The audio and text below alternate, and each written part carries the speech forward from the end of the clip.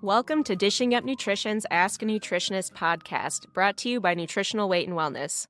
My name is Brandy Burrow, and I'm a licensed and registered dietitian here at Nutritional Weight and Wellness. We are thrilled to be celebrating 20 years on air discussing the connection between what you eat and how you feel, while sharing practical, real-life solutions for healthier living through balanced nutrition. So I just want to thank all of our listeners for your support over the years. Now let's get started with today's show. Listeners, I think you're in for a real treat today. I'm very excited about this episode of Ask a Nutritionist. This is a very special episode because instead of answering a question from one of our listeners, I am going to flip the script, and I have invited one of our longtime listeners, and I'm going to be asking her some questions. So I've invited Nell Kauls as our special guest today, and we will be talking about sugar addiction and sugar cravings. Wonderful. Hi, Brandy. Hello, welcome. Thank so you. Happy that you're here today. Yeah, I'm so excited to be here. Yeah, this is very exciting. Yeah. I'm excited to dive into your story a little bit further because it is so empowering. Yeah. And it is an experience that I share with a lot of my clients that deal with sugar addiction and sugar cravings because it does give them hope. Agreed. Yeah. And I do want to talk about sugar cravings from a different angle today because we get so many questions about sugar cravings, and so many of my clients struggle with sugar cravings that it is one of the main hurdles that can actually prevent them from making progress towards their health goals. So I wanted to talk to you today just to understand a little bit more about how you personally were able to overcome that sugar addiction and live the life that you have today, free of those cravings. And I just want to remind all of our listeners that if you are experiencing sugar cravings, it often is not a matter of willpower. There are so many reasons that you could experience cravings. And there's a really great episode that aired on January 4th, 2024 called Why You're Craving Sweets. So I encourage everybody to check that episode out just to understand a little bit more about the biochemical reasons we experience cravings outside of that willpower idea. Yes. Yep. Excellent. And we are going to explore that a little bit further. And I do want to talk a little bit more about the strategies that you use now to overcome your own sugar cravings. You've been doing this for a long time. 15 years, we did the math. I think, maybe even 15 years plus. Yeah. We're coming up on 16 years. That's right. And maybe some of you have actually heard Nell speak in some of our other episodes of Dishing Up Nutrition. Maybe some of you have actually been fortunate enough to be one of her students because you are now an educator for I teach Nutrition for Weight Loss, the foundation classes, and I also lead the ongoing education groups right now at the Egan location. Oh, fantastic. Yeah, so some of you might be Nell's students. So you have embraced this way of life to the point that you're actually teaching others how to do this. It's a great way to channel some of that knowledge and education I got very early on from my nutritionist and from DAR and help other people. I'm so grateful for that opportunity. And we are so grateful to have you. Thank you. So I do want to take this opportunity, since you're here with us today, to ask you more questions about that journey for you. So when did you first realize that sugar was a problem for you? Oh, let's see if I can remember back that far. Actually, I know exactly when it was. You can't disentangle it from emotional eating and how I use food in my life. So I do remember that early. So I would say third grade-ish. I remember the first time that I had an uncomfortable situation crop up and immediately thought, geez, I want a cookie. Yeah. Then fast forward to I'm an Army brat and we moved around a lot. And so I would have to acclimate to a new school or just start over and over again. And so there was a lot of loneliness associated with that. And I just can remember just like eating just giant bowls of ice cream. And it was the 70s and 80s. So there was tons of processed foods around. And it was also dovetailing with the low fat messaging. That was at the time when fat was being removed from food and sugar was being added. So I just remember always thinking about food, thinking about when I'm going to have my next meal, when I'm going to get my next treat.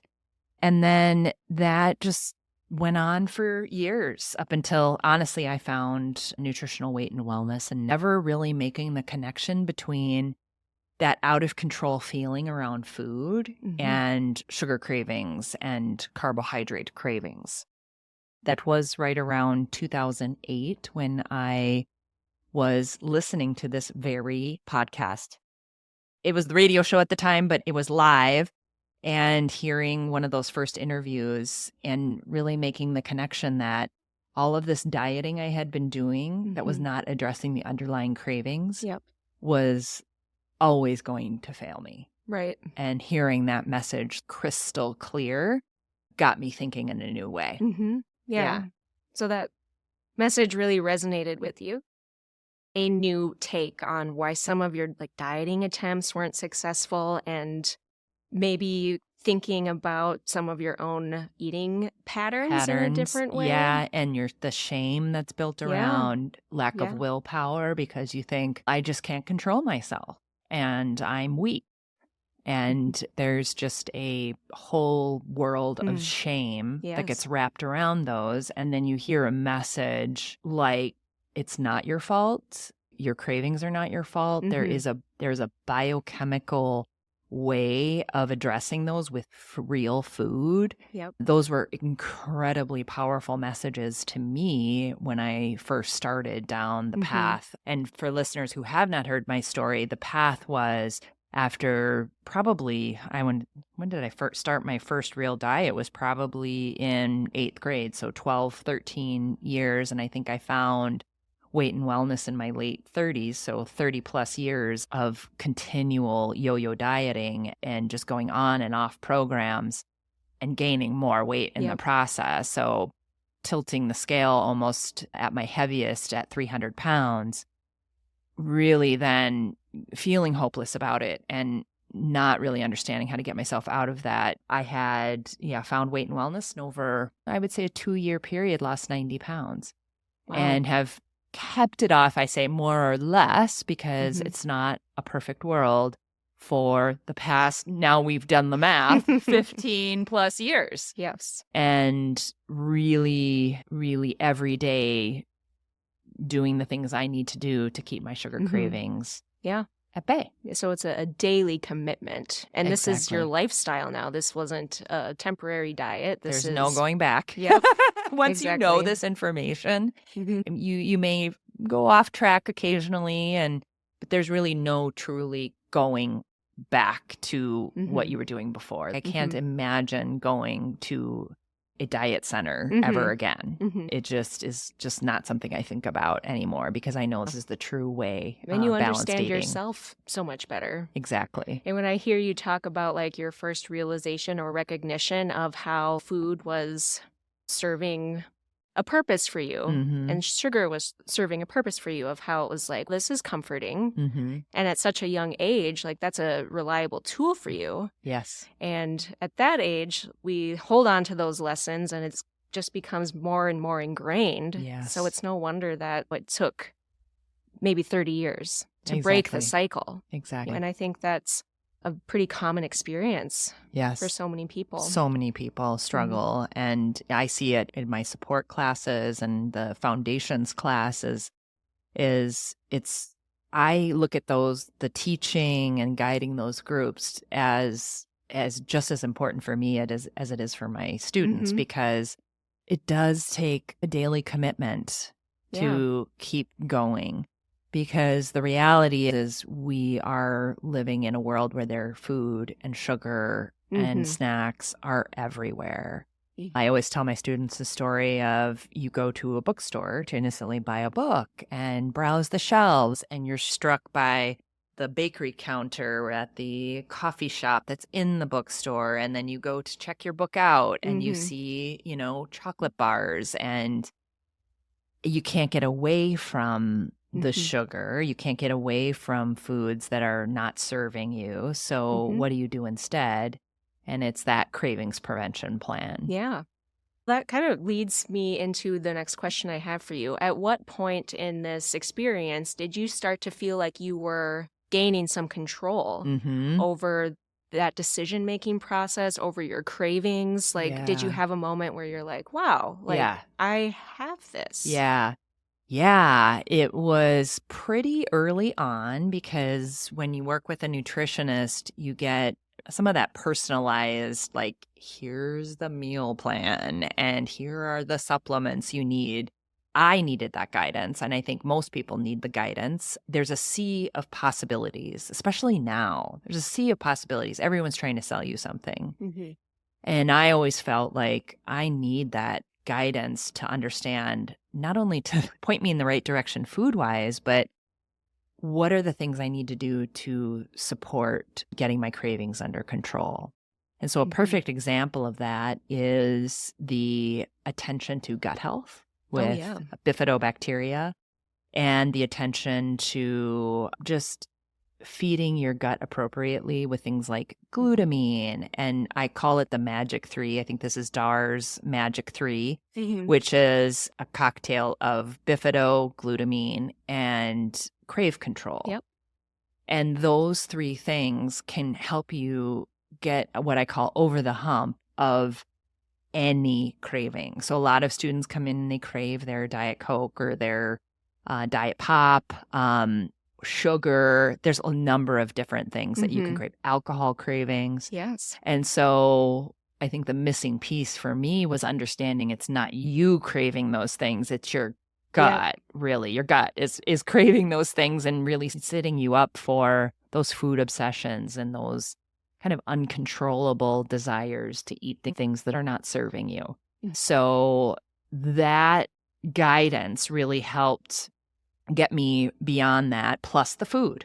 Yep. So then what I think people don't always understand is you get into this vicious cycle where you've got the cravings and then you've got the food and you just get into this spin cycle.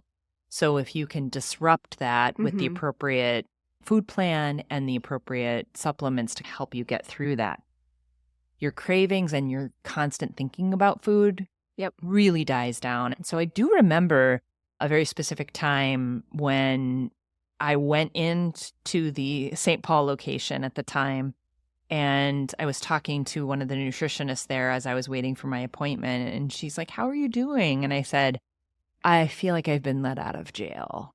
Wow. And she's like, "Say more." And I said, "I can have food around me Mm-hmm. and I'm not constantly thinking about it. I feel free from those obsessive thoughts of food Wow. and not constantly thinking about when is my next meal, when is my next treat." Yep. And so that was really powerful. The trick is staying on top of that and Mm-hmm. staying on top of your cravings so that Mm-hmm. they stay quiet. Mm-hmm. Yeah. Yeah, so that, I guess that statement, like freedom from cravings, was really true for you. Like you felt, after you got out, Yeah. you realized that it really had a significant hold on you. Yeah. And realizing for yourself, I'm not obsessing anymore. Like I can see that candy bar at the checkout Mhm. line and not put it in my basket. Yep.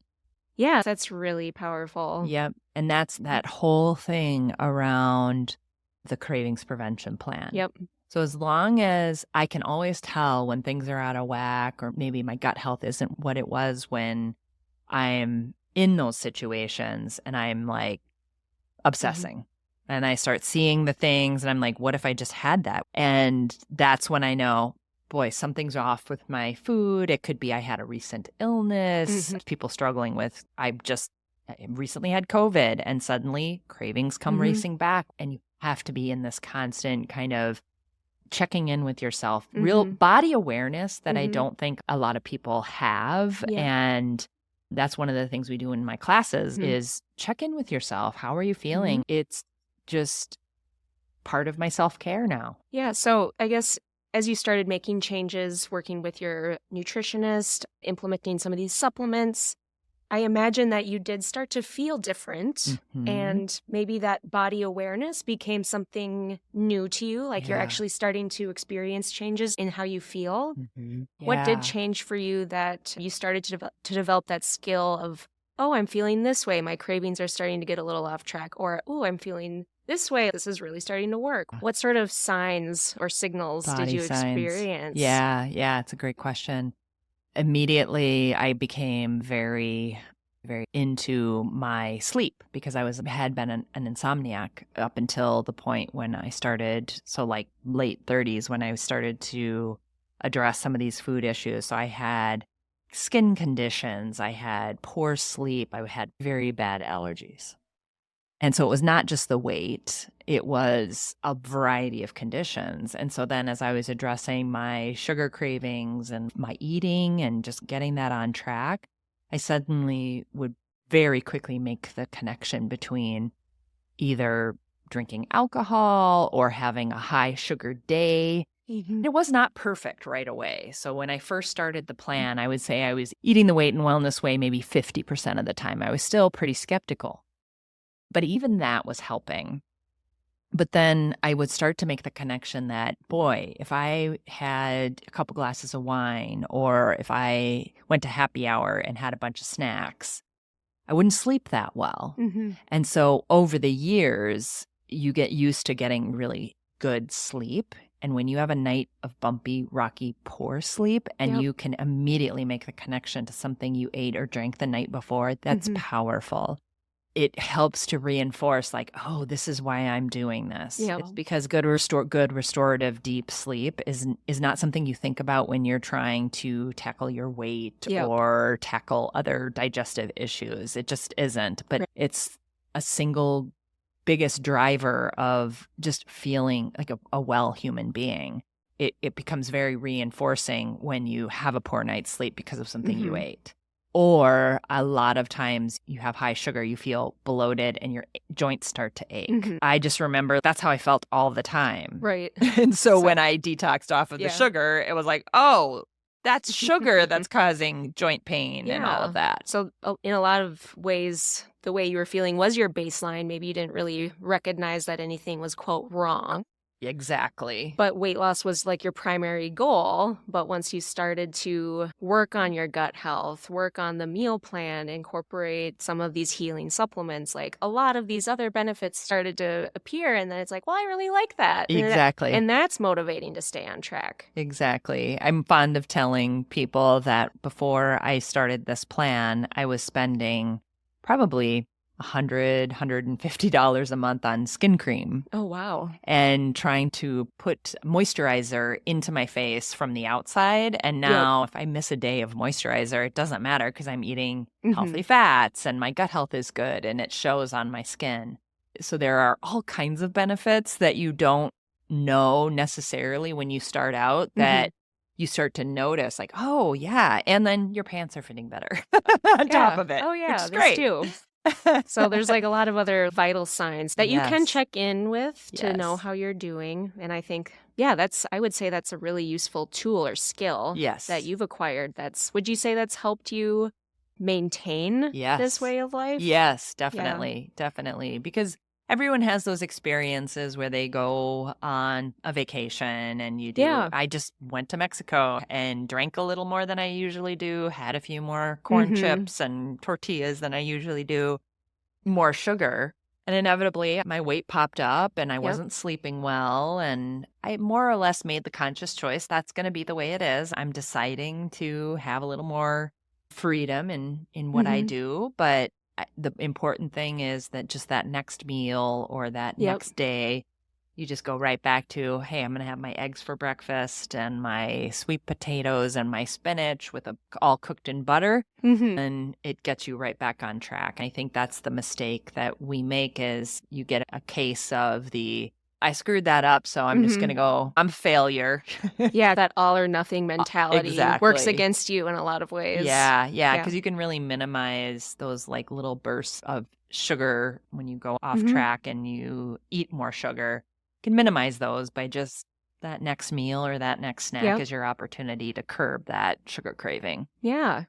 And I did want to ask you more about some of those scenarios that are a little more challenging, like vacation or maybe going out to eat or being a guest, like a dinner guest or something where you're not totally in control. Yeah. Like, Any advice for how you navigate some of those more challenging Yeah. situations or environments? Yeah. So I always have a bottle of Crave Control at the Mhm. ready because it does produce a lot of anxiety. And I know my students feel the anxiety of like, it just seems like there's a special occasion all the time now. Yep.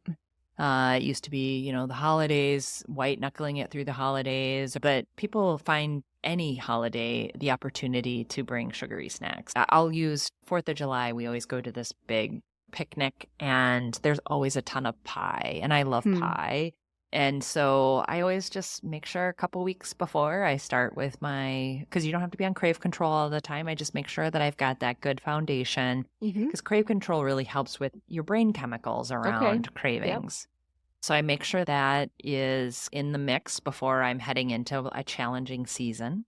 And then I would say before I go to a special event, one of the mistakes that I would always make when I was in that dieting culture mindset was I'm going to starve myself until I go to the special occasion. Yep.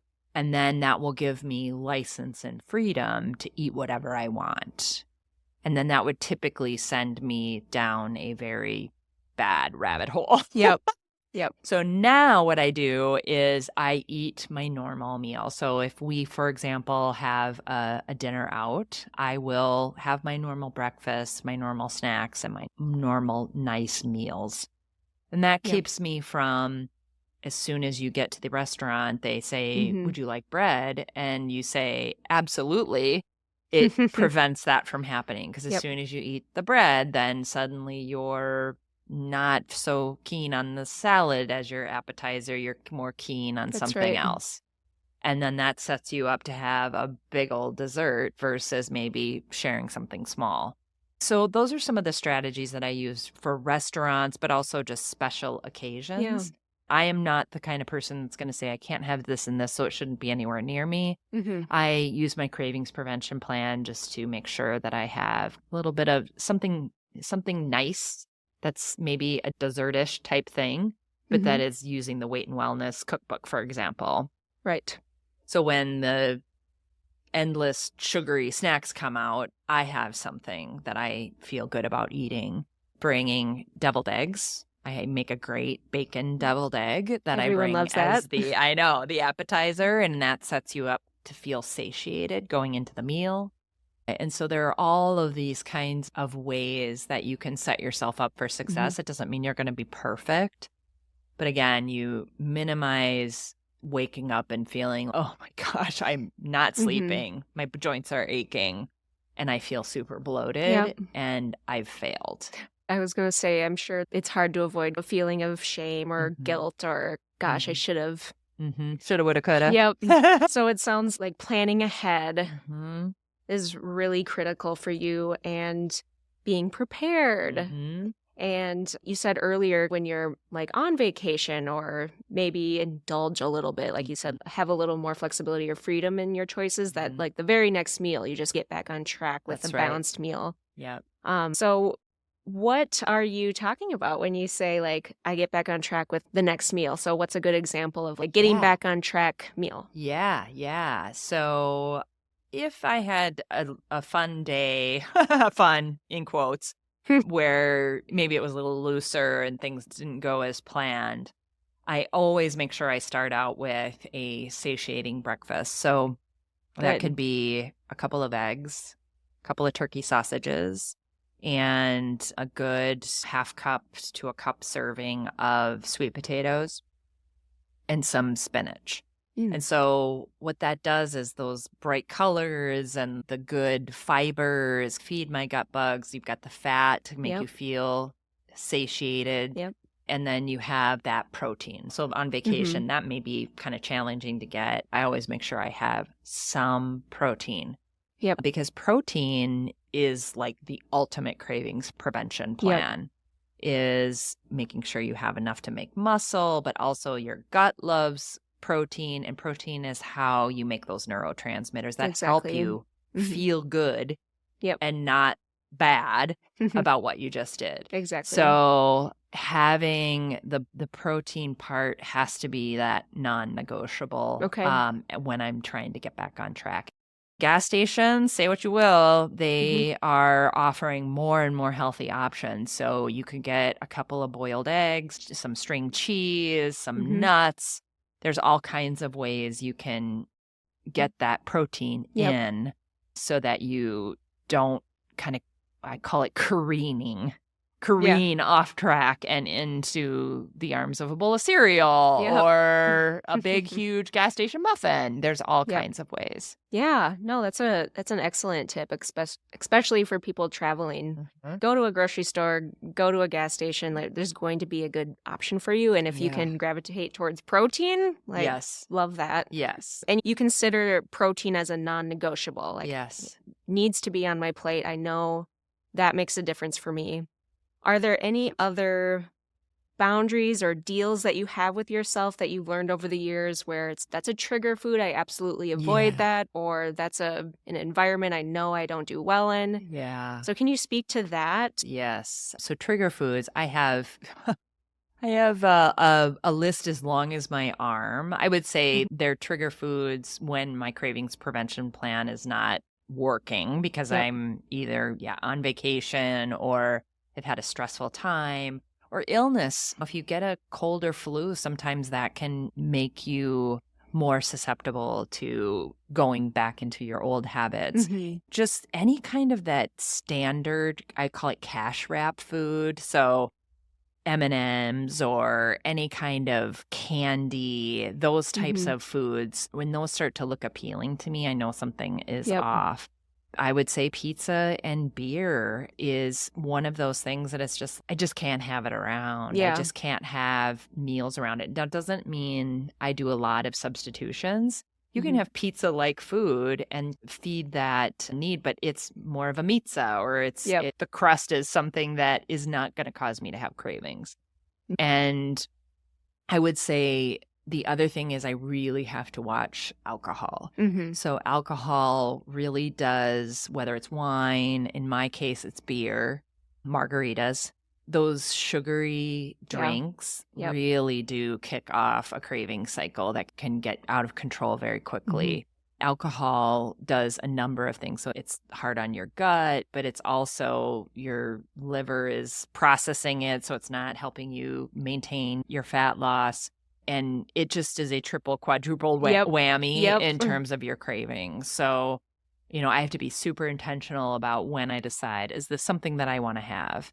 And the other thing it opens up when you're having a lot of alcohol is it does make the cravings and like the food choices really difficult. Yeah, you're let down some of your other boundaries around food, probably. It's like, like one piece of pizza won't hurt. But I think that's so crucial in your success, knowing that you've come to learn yourself enough to know these are things that are absolutely deal breakers. It is an all or nothing perspective that works in your favor in that case. Not like I won't mention the cookies that come out this time of year when you have a mint Milano or one of those kind of types of cookies that you're super obsessed with. You cannot stop with just one. So don't even open the sleeve. So that's my guidance to myself. It doesn't mean I don't have things that are sweet. You can have dark chocolate and nuts. We have to have joy in life as well, but there are some things that I think I get when I get into that mode of thinking where I think something's going to bring me joy and it really just brings pain and misery. And that is those types of cookies and candy and ice cream and all of those things may bring me temporary joy, but I feel a lot of misery, both physically and emotionally, when I eat those foods. It's part of self-care. It's not punishing myself in any way. It's my self-care plan is eating the Weight and Wellness way. Fantastic. Now, this is all such great information. I think it's going to be really valuable for our listeners, and I'm so thankful that you could be here with us today. It's clear to me that you have completely embraced this way of life and that you're really passionate about it. Yes, I am. So I just wanted to ask you, for our listeners out there that are struggling with sugar cravings or maybe are identifying as a sugar addict, what is one thing that you could tell them to start the process of overcoming their sugar addiction? Yeah. My advice, if I have some to give, is start where I did, where it's, even if it's listening to more episodes of the podcast, but ultimately, I think the game changer for me was making that first appointment with my nutritionist. Yeah. And that was at the time when we only did in-person appointments. Now we Zoom around the world. Yep. And I have monthly still appointments with my nutritionist. I personally find it very hard to hear all the media, hear all of the news stories and advice. And in the food culture that we're in, I find it personally very challenging to navigate all of that alone. Yes. And I, after all of this time doing this, I still have questions and I still hear things that cause me to say, I wonder if that would work for me. And so having a trusted advisor, dare I say a detective for my own personal well-being was like the single best decision I ever made, because there's a sea of things you could potentially buy. There's a sea of routes you could potentially go. And unless you have that ongoing support, it's super challenging. So I would just say, just take that plunge and make that first appointment or sign up for that first class. Yep. You will not regret it. Yeah, because it sounds like that education and that personalized experience and that ongoing connection really saw you through the hardest part of starting. Yes. And there's just a sea of information, especially now with all of the inputs. So you can listen to a million different podcasts and there's just a ton of books. And what I think I appreciate about having that nutrition guidance is that it's just for me. Yep. Based on my symptoms, based on what is going on in my life at this moment. Yeah. And there's no substitute for that in my mind. Oh, that's incredible. Yeah. And what an incredible story. I'm so thankful that you had the time to meet with me today. Thanks, Brandy. I just think it's so empowering, and I hope our listeners feel the same. I just think your story helps illustrate that idea that willpower is to blame for your sugar addiction and cravings that just won't go away is really insightful, and you're proof that there's a path forward. There is a path forward. Yeah. So you have the skills, you have the strategies, you're living it, you're teaching it, and I just really wanted our listeners to hear that today. So thank you so much. Thank you, Brandy. And thanks, everyone, for joining us today for our midweek episode of Dishing Up Nutrition's Ask a Nutritionist. If you have a question you'd like us to answer, we invite you to join our Dishing Up Nutrition Facebook community. This is a private group that's moderated by our nutritionists and our nutrition educators, and it provides you with a safe and supportive community to ask your questions, share ideas, and get inspired. So once you're a member of that community, join the conversation and share your questions with us. Don't be shy. If you have a question, just let us know. We look forward to hearing from you.